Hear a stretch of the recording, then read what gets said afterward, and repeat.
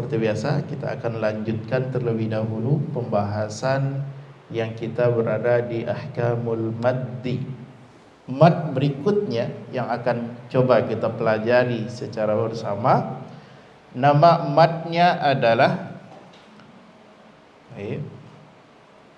nama madnya mad arid lis sukun. Mad arid lis sukun. Baik, sekali lagi, mad ini bahagian yang kedua, yaitu sukun setelahnya, ya, sukun setelahnya. Dan sukun itu setelahnya ada dua, ada yang sukunnya asli dan ada yang sukunnya tidak asli. Arid ini disebut dengan tidak asli. Itu dia. Mad yang sukunnya tidak asli, itu bisa juga difahami seperti itu. Apa maksudnya tidak asli? Disebabkan karena wakaf atau berhenti, maka dia menjadi sukun. Itu maksudnya. Ya, karena dia wakaf atau berhenti, maka dia menjadi sukun. Baik, pengertiannya.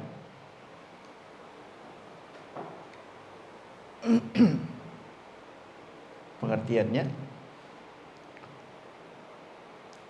Ya, pengertian yang mudah saja ya, tidak melihat kepada pengertian. Kalau pengertian yang ada di buku dia agak sedikit butuh pemikiran.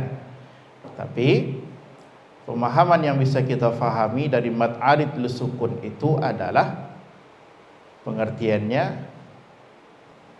mad tabi'i ketika waqaf. Itu saja fahami, mudah. Mad tabi'i ketika waqaf. Kemudian ditambahkan saja mad tabi'i ketika waqaf. Kemudian ada huruf yang disukunkan setelah huruf mad. Ada huruf yang disukunkan setelah huruf mad, yaitu mad tabi'i ketika waqaf. Kemudian ada huruf yang disukunkan setelah huruf mad. Itu dia. Jadi, dan ini nanti kondisinya, baik dia di akhir ayat ataupun tidak di akhir ayat. Itu ya. Ini tambahan saja, tambahan penjelasan, tidak tambahan dari pengertian ya, tapi tambahan dari penjelasan saja. Jadi nanti posisinya mad arid lis sukun ini bisa dia di akhir ayat ataupun tidak di akhir ayat. Itu bisa saja. Nanti kita lihat contohnya. Oke, itu pengertiannya. Kemudian ukuran panjang membacanya,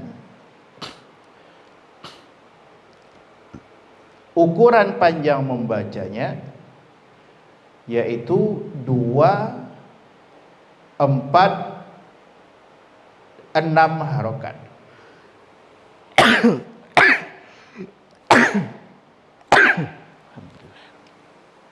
Jadi dia sifatnya juga jaiz, ya, sifatnya juga hukumnya jaiz, pilihan, boleh 2, boleh 4, boleh 6.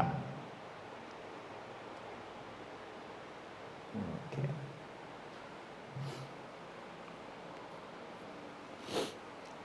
Itu adalah tadi mad arid lis sukun. Pengertiannya sekali lagi, mad tabi'i indal waqfi, mad tabi'i ketika waqaf.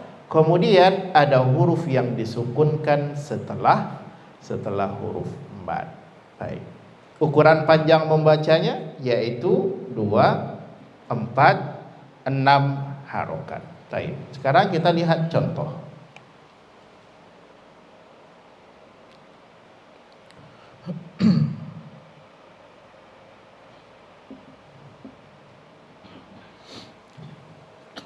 Sekali lagi ya, dia mesti ada huruf yang disukunkan, ya, mesti ada huruf yang disukunkan. Contohnya, faqala ambiuni, kita kan berhenti contohnya, ambiuni. Kalau ambiuni contohnya, berarti kita di situ, maka dia tidak bisa menjadi huruf mad arid disukun. Dia mesti ada huruf yang disukunkan setelah huruf mad tabi'i itu. Contohnya Bismillahirrahmanirrahim. Ar-Rahim.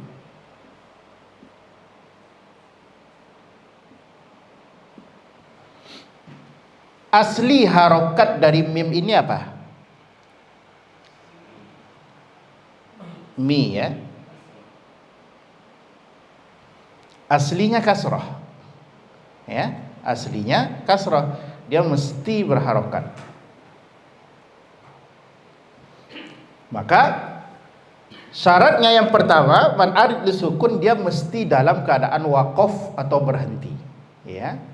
Maka tadi pengertiannya adalah mad tabi'i indal waqfi.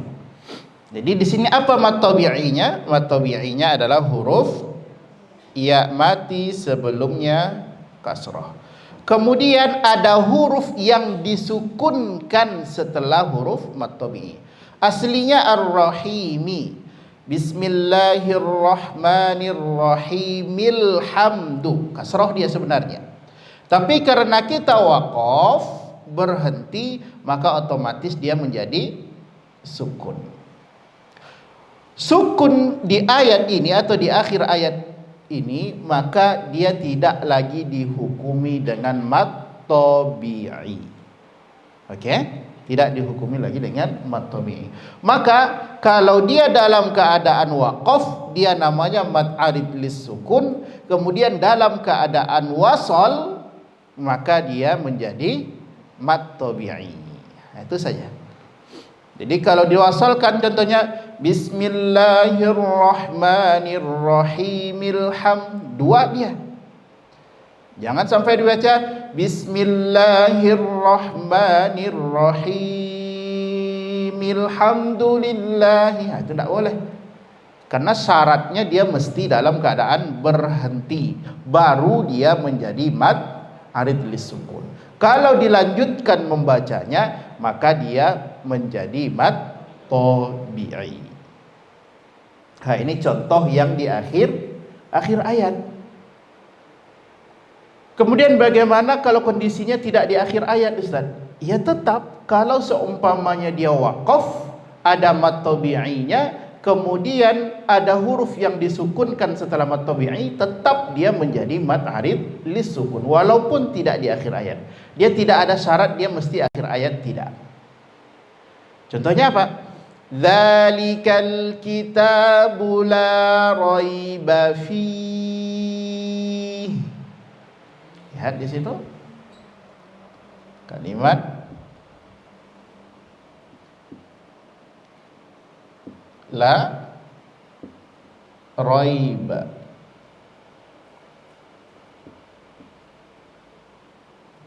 Ini belum akhir ayat.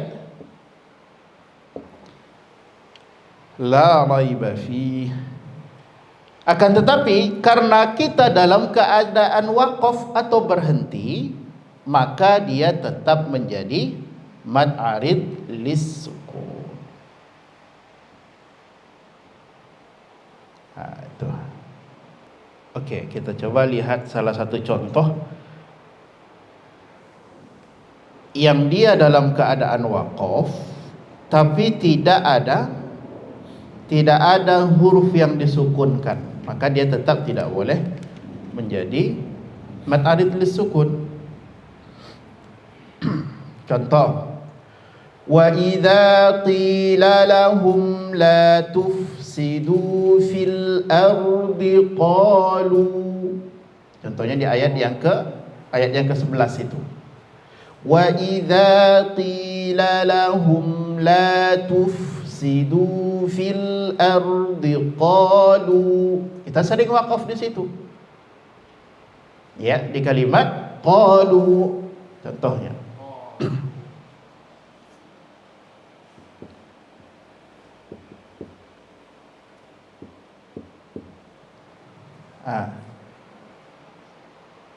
Maka kondisinya di sini tidak ada huruf yang disukunkan setelah huruf mad tabi'i. Maka kalau kita simpulkan dua syarat dari mad arid lis-sukun, ya. Dua syarat dari mad arid lis-sukun. Yang pertama dalam keadaan waqaf, dan yang kedua ada huruf yang disukunkan setelah huruf mad. Nah, itu dua syarat. Kalau terkumpul dua syarat ini, maka dia bisa dikatakan dengan mad arid lis-sukun. Kemudian, apakah semua nanti akhir ayat kalau waqaf atau berhenti dia menjadi mad arid lis-sukun? Ya. Jadi apakah semua akhir ayat nanti itu madnya menjadi mad arid lis-sukun? Tidak. Ada juga nanti di akhir ayat itu dia madlin, atau mad yang lain contohnya mad iwad. Nah, mad iwad juga nanti banyak.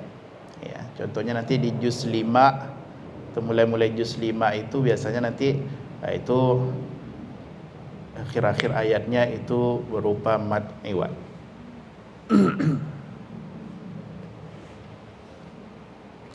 Taib, itu adalah pembahasan kita tentang mad arid lis-sukun. Jadi syaratnya sekali lagi, yang pertama dalam keadaan waqaf atau berhenti, kemudian yang kedua ada huruf yang disukunkan setelah mad, huruf mad. Nah, itu dia dua syarat yang mesti terkumpul dalam mad arid lis-sukun.